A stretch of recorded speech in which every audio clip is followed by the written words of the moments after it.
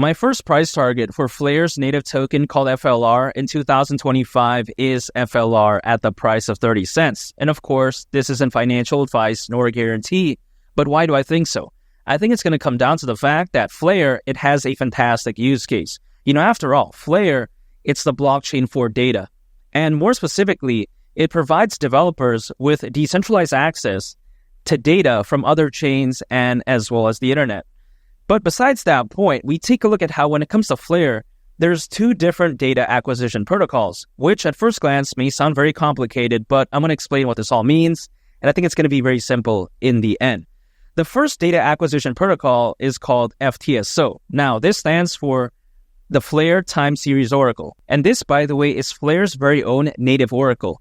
Now, you may be wondering, what's an oracle? Now, in this case, what an oracle does is that it brings data from off the chain, aka off-chain data, and brings that data over into the blockchain. And the reason why an oracle is very important is because without off-chain data, many decentralized applications out there, they simply wouldn't be able to function properly. So this right here is very fantastic. FLR having its very own native oracle, man, that's just a cherry on top if you ask me. And of course, FTSO does provide decentralized price and data feeds to decentralized applications on FLR. But with that out of the way, the second data acquisition protocol is something called the data connector. And now I get it, right? Some people out there, they may think, wow, the name sounds kind of corny, but here's the thing. The use case isn't corny. It's very fantastic. The data connector allows information from other blockchains and as well as the internet to be used on FLR. So yeah, the use case isn't bad at all. It's very amazing, despite the name, again, right? However, besides that point, currently there is giants like Anchor and Google Cloud. By the way, shout out to Google. But besides that point, they're currently in the FLR ecosystem.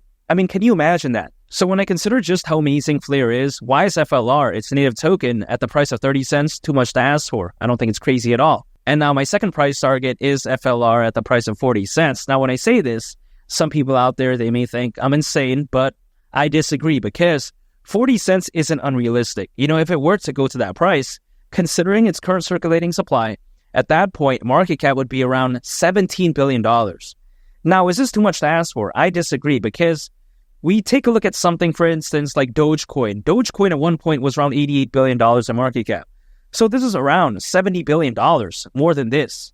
Is this too much to ask for? Again, I disagree. Now, my next price target is FLR at the price of 50 cents, which is my most bullish case price target scenario.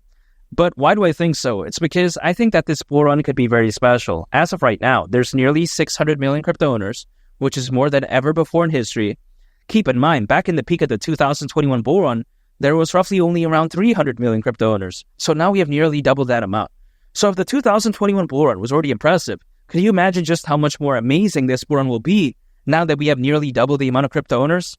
I think that the sky's the limit. At least that's just the way I view it. And also on top of that, Bitcoin hasn't even reached the price of $100,000 yet. I don't know why people are calling it quits. They're complaining. They're saying it's caca.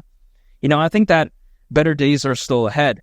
Yeah, sure, Bitcoin is having a pullback, and so is, a lot of other projects out there. But what do they expect FLR to do? To just randomly have a massive bull run with Bitcoin and the whole space going down? Makes no sense. So I'm staying patient. I'm continuing to dollar cost average into FLR. I'm not quitting. And why would I give up? Keep in mind, usually altcoins, they peak anywhere between 6 to 18 months after Bitcoin halving event. Now, the Bitcoin halving event, it happened back in April. So 6 months is October this year. 18 months is October next year. But let's say we don't use those two extreme examples. Let's say we take a middle ground approach, which is 12 months.